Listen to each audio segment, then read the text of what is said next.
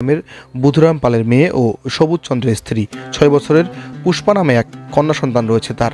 আটক দেবর সুমন চন্দ্র ও তার মা বাসন্তী রানী ধনতলা ইউনিয়নের গণেশপাড়া গ্রামের সেবারামের স্ত্রী। পেটে বাচ্চা ছিল, তখন ওরা আমি আসছিলাম সমাধান করার জন্য। বেহাই বলছিল আমাকে, তো আমাকে 4 দিনকার ডেট দেন। আমি কালকে আসছিলাম আমরা, তখন আমরা তো ওই 4 দিন ডেট নিয়ে আমরা চলে গেছি। আর এই রাতের মধ্যেই ওরা ওই বাচ্চা ফেলার জন্য ওই ট্যাবলেট খিলায়। তখন আমার বেটি যখন ওই পেটে ব্যথা শুরু হয়ে গেল আর বালা যাবা ধরো, তখন আমাকে বেটি মোবাইল করলো।